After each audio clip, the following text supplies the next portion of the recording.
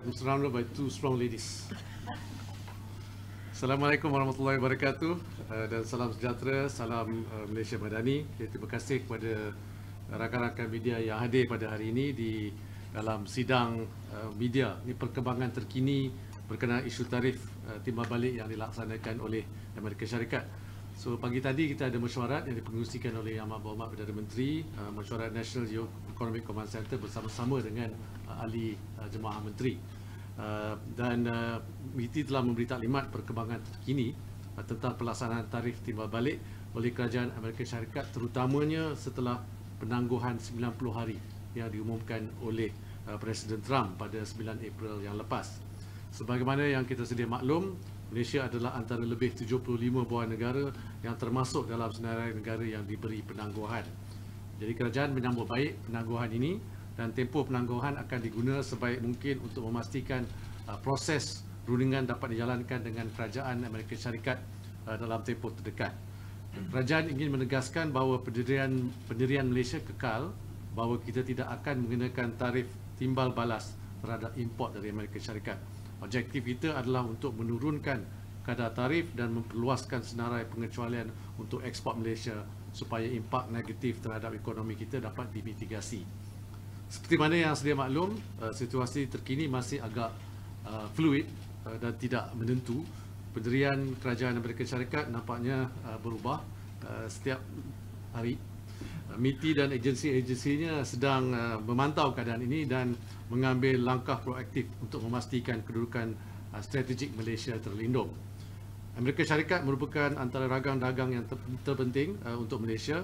Namun demikian, Malaysia mempunyai portfolio perdagangan yang diversified atau tidak terlalu bergantung pada satu atau dua pasaran semata-mata.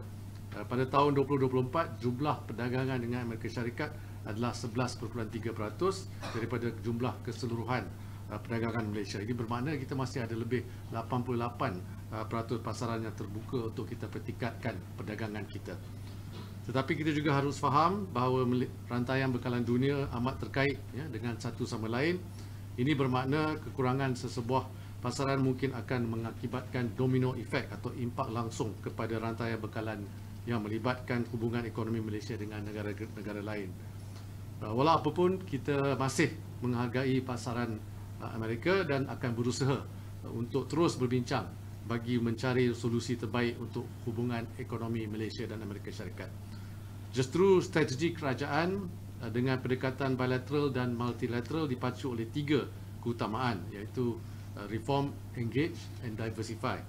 Iaitu pertama tadi, engage, kita akan terus melaksanakan sesi libat urus dengan kerajaan Amerika Syarikat di setiap peringkat dalam tempoh terdekat. Jadi kita sesi libat urus ini juga akan diadakan dengan pihak industri dan kementerian dan agensi yang berkenaan. Kedua, dari segi diversify, mempergiat perbincangan proaktif dengan blok-blok ekonomi, negara-negara dan pasaran-pasaran lain untuk memperluaskan pasaran. Yang ketiga, dari segi reform, kita nak mempercepatkan reformasi ekonomi kita dengan NIMP, NETR dan sebagainya bagi memperkukuh kapasiti rantaian bekalan domestik dan membantu meningkat kecekalan pengeksport.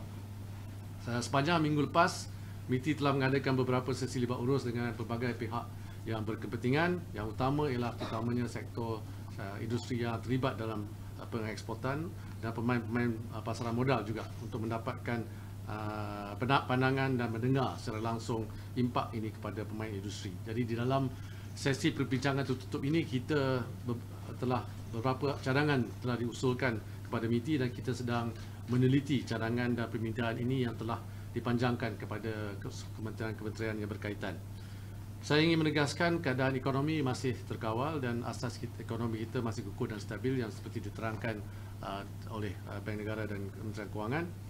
Dan kerajaan kita akurlah kita kena bertindak pantas, namun pada masa yang sama kita juga kena fleksibel dalam mengadaptasi perkembangan dan perubahan terkini.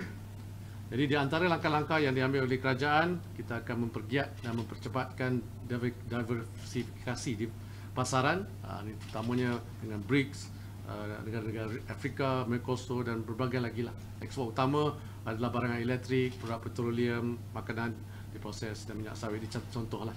Kita juga nak meningkatkan daya saing ekspor kita, dan dari segi menangani lambakan import dari negara lain juga kita mempunyai dasar-dasar seperti akta duty anti lambakan, duty timbal balasan ataupun countervailing duties, dan juga pengenaan langkah-langkah perlindungan yang lain. MITI juga akan memastikan ease of doing business terus diberi utamaan, dan seperti polisi-polisi yang saya sebut tadi, NIMP dan yang sebagainya akan memperkukuhkan localization produk-produk kita. Seterusnya, mesyuarat pertama pasukan petugas NGCC ataupun NGCC Task Force akan diadakan secepat mungkin. Mandat utama pasukan petugas ini adalah untuk mempercepatkan pelaksanaan cadangan-cadangan NGCC.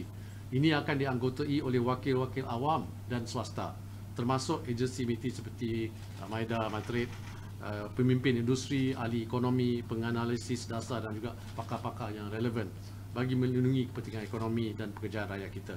Jadi apa-apa perkembangan lanjut mengenai hasil mesyuarat petugas khas ini akan dimaklumkan kepada media dari masa ke semasa. Dan itulah dia saya daripada segi pencerahan apa yang berlaku dalam mesyuarat pada pagi ini.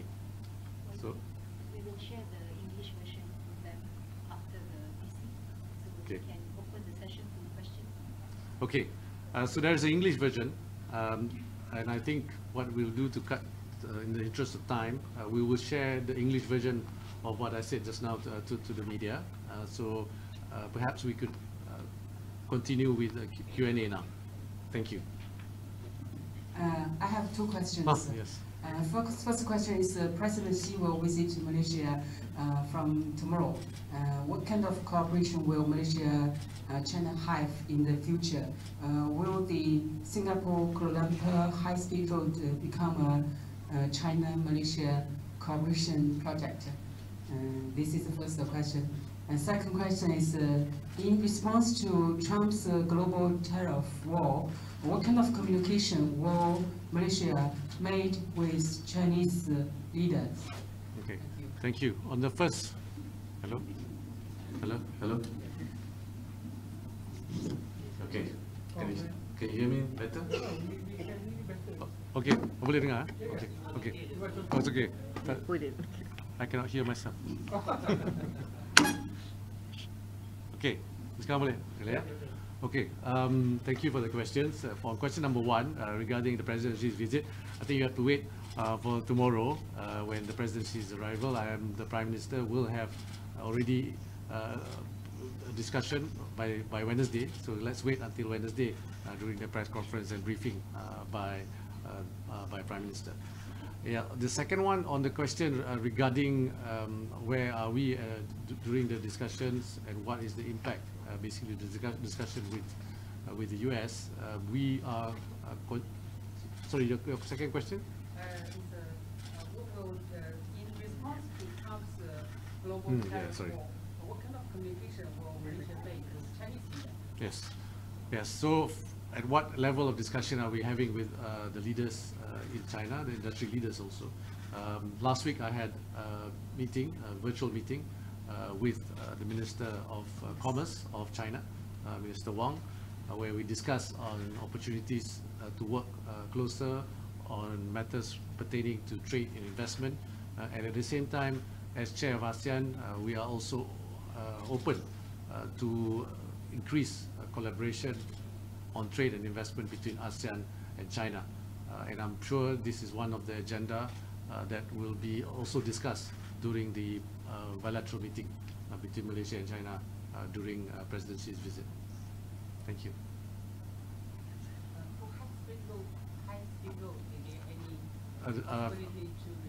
I don't know. That one you have to ask the Prime Minister or the Minister of Transport. Oh, thank you. Yes.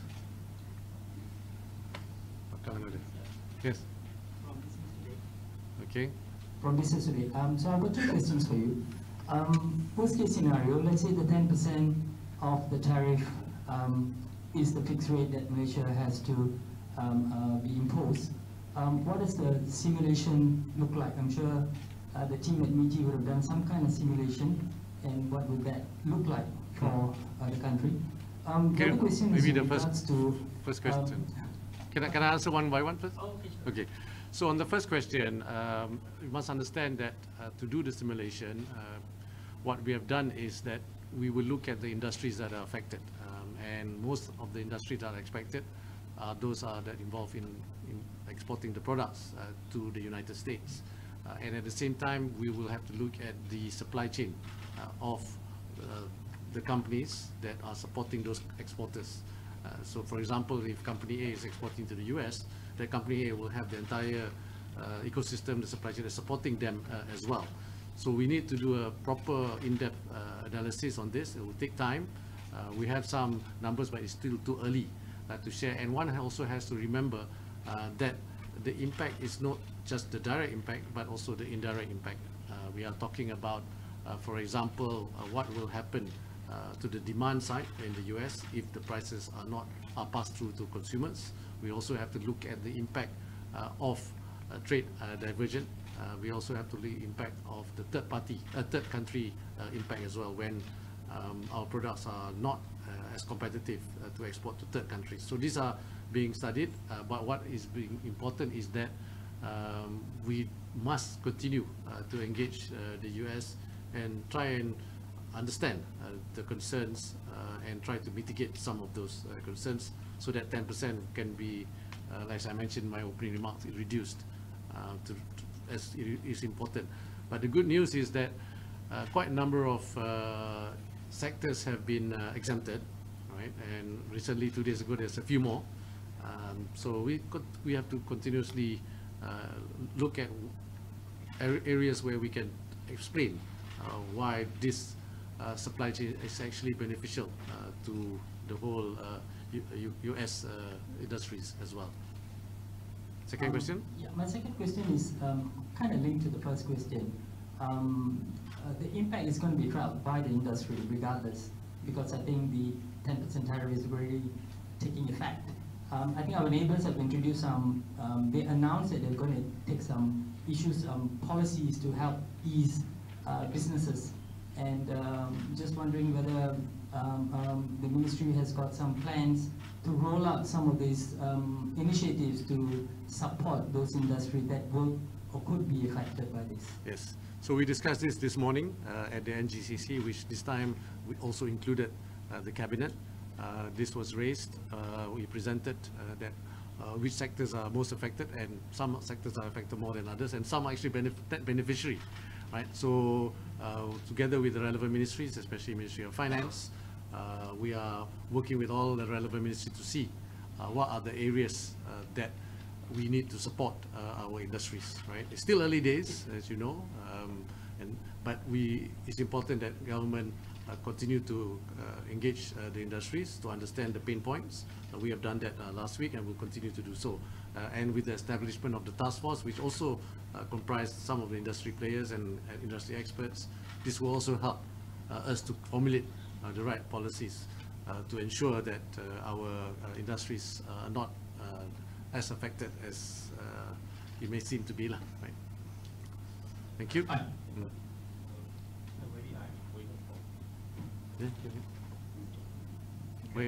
Hello, yeah, AWANI, I'm Wei Hong from Sidang. Just want to check one thing, that when we go to as Malaysia, we go to Washington to negotiate. Does it represent, we only speak on Malaysia itself or the ASEAN as a whole? Is there any non-negotiable issue that we will discuss? Yeah, so that's again discussed this morning. We are now working with all the relevant ministries and agencies to see what are the areas that will help us in our negotiations. So we will not rush into specifics yet, publicly anyway, but what's important is we need to ensure that we have a whole of government approach and present to the Prime Minister through the NGCC to see what areas that we are willing to negotiate. But on the question whether it's bilateral or multilateral, it will be both platforms. When we go there, and I'm sure other countries will also go there, they will also have two interests. One is the interest of the country itself, like Malaysia will have specific issues that is relevant to Malaysia that may not be relevant to other countries. But we also agreed in our meeting with the ASEAN economic ministers, and recently also the ASEAN finance ministers were at the meeting last week, we all agree on the principles that we want to support. For example, principles on a rule-based multilateral trading system, right? Yeah, so this is, and also the agreement that we do not retaliate, the agreement that we will look at also talking to other groups and other economic group blocks to enlarge our cooperation with other groups, and also on ASEAN itself, we want to see how ASEAN can improve our own trade between our countries, between our member states. Ministry, following up on that question, with Wei Hong's question, Norman here from Nikkei. Any other ministers, like Indonesian minister or Thai minister, will be joining you in that multilateral meeting with the US, with Washington? And following up on that, what is the next plan for the ASEAN Geoeconomic Command Center as well? Yeah. So on the ASEAN Geoeconomic Center, the senior officials at the senior high-level task force, together with our team, because it will be co-chaired by both Malaysia and Indonesia, that is happening as we speak. And on the multilateral, again, whatever it is, we are going to have one voice on issues that we can agree on. That's, after all, what ASEAN centrality is all about. So we are now looking at continuously engaging our ASEAN counterparts. But again, as I mentioned just now, it's not just ASEAN with the US, but ASEAN with other countries as well. We have ASEAN with Japan, ASEAN with Korea. Recently, Prime Minister mentioned about his discussion with other leaders as well. So ASEAN as a bloc can look at talking to other countries as well in these challenging times. Hello, GG Press. Okay, he's been... Seiichi Oshima from GG Press. Could you explain a bit more about the concept of, well, safeguard measures, including, well, the semiconductors and aerospace parts? I remember you mentioned about it a couple of times before. Yeah, that is the TSA, the Technology Safeguard Agreements. That, I think, is one of our proposal, right, that we want to look at. We are going to get the relevant, again, agencies and our AGC and all that to look at potentially having a technical safeguard agreement, right? Technology safeguard agreement. So that is one option. As you know, the concern is about security and of the technology that is produced here, and also any technology that we import. So these are areas where we are going to look at to see how, and we are already made it public that this is one area that we are willing to talk to with the US. Wait, you get this you first. Boleh dengar. Hello? Yeah, okay. Updates on the meeting with the US. Any dates finalized yet? Okay. And last one, which is going to be, what is Malaysia planning to, how is Malaysia going to convince the US to sort of back on the tariffs? Yeah. Second one, very hard to answer. You know, we will have to have a comprehensive strategy, but at the same time, we need to know where is our red line, right? So this is where it's important that we had this meeting chaired by Prime Minister today to explain to our cabinet colleagues some of the issues that we may have to engage with the US. Some are difficult issues, but some are issues that we think can be resolved. But it requires the support of all the relevant ministries. On the question about trade, when we are going to the US, I'm glad to inform that our team in US, especially our team in MITI based in Washington, have already engaged the US, especially the USTR, and they are in discussion with some of the points that we have raised today in the press conference.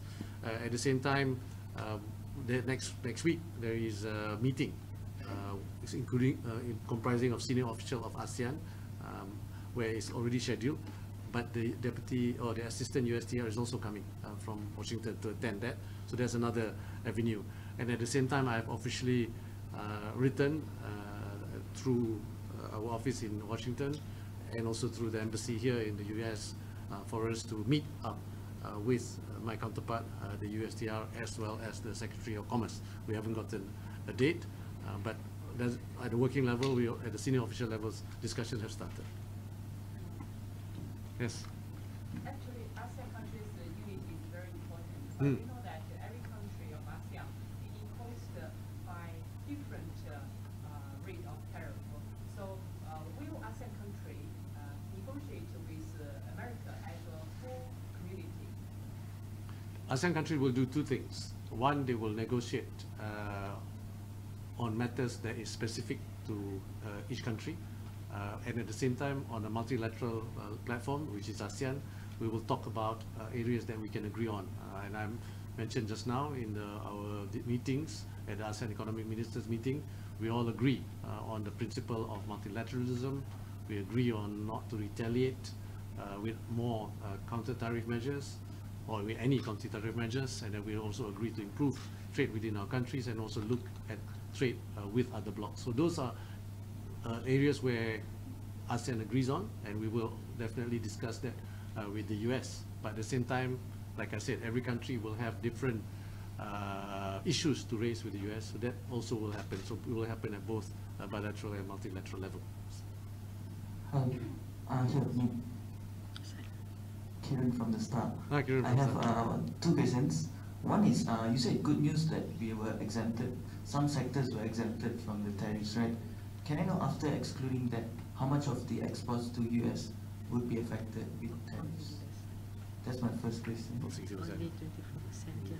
Will be under ENE. Yeah, and so the one that is exempted is under ENE, which is semiconductor. That's close to 30%. So the rest 70% is pretty much affected? Yes, by the 10%. And then also, how are we addressing the non-tariff barriers that are pointed out already? Do we have any update on that? Yes, so this was also discussed, and then that's why I said we're going to engage all the ministries, because the non-tariff barriers covers many other ministries, so but we will coordinate that discussion. Some are not right. We don't agree with the observation, but we have to explain why we don't agree with the observation. Maybe there's some new developments they are not aware of, but some areas where we feel it's important for the country's national interest. So that again could be a red line, but some we feel there's room for us to discuss and negotiate. So that is under the NTB, the non-tariff barriers, where it involves many ministries, as you know. So the Prime Minister has asked MITI to engage all those relevant ministries and then come back to Cabinet for discussions. Seri, sorry. Could you just provide a little bit more detail on what the hot issues are in the US? Yeah. Well, the hot issue in the US, I think one is the trade imbalance, right? I think as you've seen from the tariff, one of the reasons why different countries have been imposed different tariff rate was actually based on the trade imbalance. And, what we can see, the bigger your trade deficit is or trade surplus in this case with the US, the higher the tariff. So we need to address that concern. Secondly, I think is on the issues pertaining to sectors that are deemed protected or deemed supported unfairly by Malaysia, or obstacles for trade, right? The non-tariff barriers, like they call it. So these are areas where we, like you asked us now, we need to see. Some are true, but there is a reason why we are imposing it. Some we feel need to update them, that it's not exactly how it may seem. And some we think it's fair, that we can look at, maybe those were rules that was imposed during times where it may not be as relevant as today, because industries have progressed, may not require such protection or support, right? It involves simple things like export, what do you call it? Export subsidies, right, for certain sectors. Right, Menteri may not agree, but what I'm saying is that we need to look at this objectively. But one must bear in mind that we not only have to look at the impact to Malaysian industry, but we also have other partners apart from the United States. So what we give in to the United States, others will ask the same, right? So all of this, we have to look at it holistically, and then we'll revert back with the the trade-off for any decisions that we are going to make.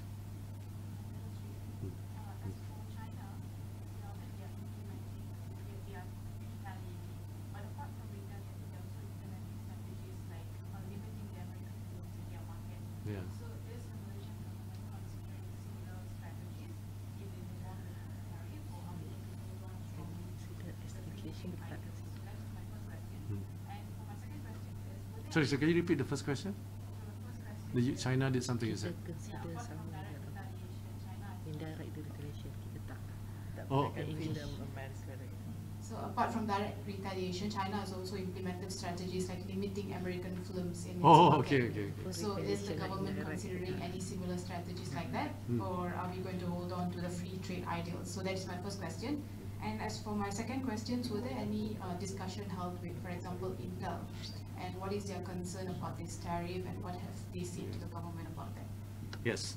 On the first question, no, we are not going to take any retaliatory measures, including what you just suggested. What was example just now. For the time being, we are very clear. We have gotten agreement from the cabinet that we should not take retaliatory measures, and this was also agreed upon with other ASEAN countries. The second one is on. Okay, yes, correct. There was a discussion with Intel. In fact, one discussion involved Prime Minister, Seri Ibrahim, was there on the call with US team, the senior leadership of Intel in the US, and also the senior leadership Intel here in Malaysia. And they have continued to commit, and they explain some of the challenges for big companies like Intel, where the whole supply chain is really important for the commercial viability of the business. Similarly, 2 days ago, Oracle also met up with the Prime Minister. The discussion was also on some of the challenges companies like Oracle will face, because they are also a major player in Malaysia and in the region and globally as well. So the answer is yes. We have again asked for industries to support us as well, and I think because our interests are aligned, we have that's why we get industries to be involved, especially US companies who are based in Malaysia who are exporting back to US. They are exporting mostly intermediate goods, then the finished goods are done in the US. So that it's important that they also explain why this is actually beneficial for the US. So we are working together with the two companies that I mentioned. There are many more, especially through the US Malaysia Chamber of Commerce and also the US ASEAN Chamber of Commerce. Seri, has it been any responses from the Magnificent Seven groups who are investing? Some of them who have been visiting Malaysia. Are they suspending their expansion plans in Malaysia, or are they and also some of them like Infineon and other, are they re-looking at their expansion plans, or probably cut down in terms of the investments in Malaysia? So far, the large ones that we met and we discussed, I think Maida is also here, have committed to continue with the investments that they have made. Of course, there are some smaller ones that are, concerned. So they are, of course, waiting for more clear visibility, because it's very hard for companies today to make any informed decisions regarding whether to proceed or not to proceed. But one cannot discount the fact that this will definitely affect decisions of companies, because like it or not, uncertainty does create challenges for companies when they want to invest in the future. Yes, please. Minister. Okay, can we just one. Last two questions. So this is the second last one. Oh, thank you, Surya. Was wondering when you're going to talk. Okay, right. Please. Yeah.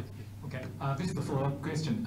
Could you tell us where this senior officers meeting between ASEAN and US will be taking place? Yeah. It will be in a very nice place called Penang On 24th of April. Thank on you very much. 24th of April. 24. Yeah, 24th of April. Just one day, right? Yeah. That's one day. Okay. Astro will be there. Sorry. Yes, Minister, I just want to come back to the semiconductor issue. I think Donald Trump has tweeted that he's going to make some announcements with regards to the semiconductor tariff based on national security. Is Malaysia worried about what he's going to announce? Are you concerned about this? And what will you be telling the industry with regards to what's going to happen? And the other question is with regards to are there any news about orders being cancelled? I mean, is Menteri receiving any news of that, or suspension of orders with regards to what's happening with the tariff? Yes. So on the first question, that's regarding again on the semiconductor. Yeah. So on the semiconductor, definitely, naturally, we will be worried about any impact to our semiconductor sector. So we are working closely with the industry to understand the impact. And industry is also, especially the American companies that I mentioned, was also in communication with the administration directly as well. So there's two-pronged approach. So we are watching closely, but it's very hard to predict. And I think the one that you mentioned is because right after the announcement that it's been exempted, they say that it's exempted, but we're not sure for how long, because they are now studying with on issues pertaining to national interest. Malaysia managed to fight its case and share to the embassy here to bring this up to the administration over there. Was this communication done? Communication is always done at various levels. Like I said, we have a office in Washington. METI has a minister counselor in Washington. He is also engaging his counterparts there. So that engagement is happening.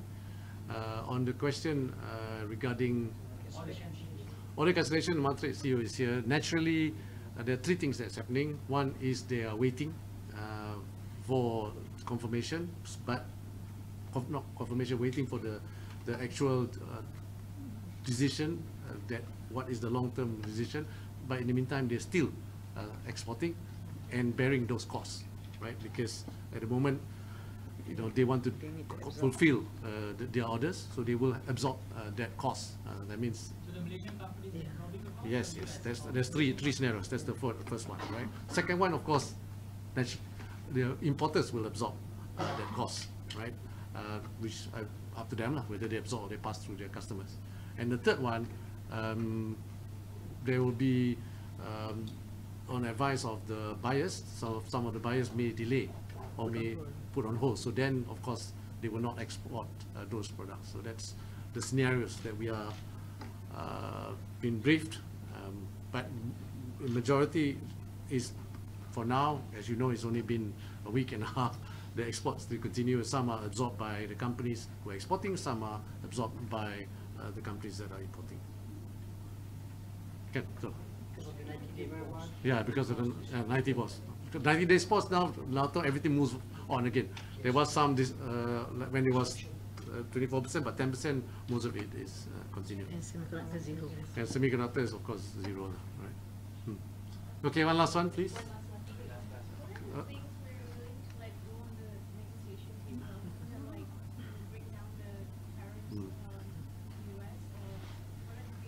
Yeah, I think that is best saved during the negotiations. Cannot reveal our strategy. Especially with Melissa. Baiklah, terima kasih kepada Menteri atas penerangan yang begitu padat dan terima kasih rakan-rakan media atas soalan-soalan anda. Thank you. Can we consider like someone in the Tuan-tuan dan puan-puan,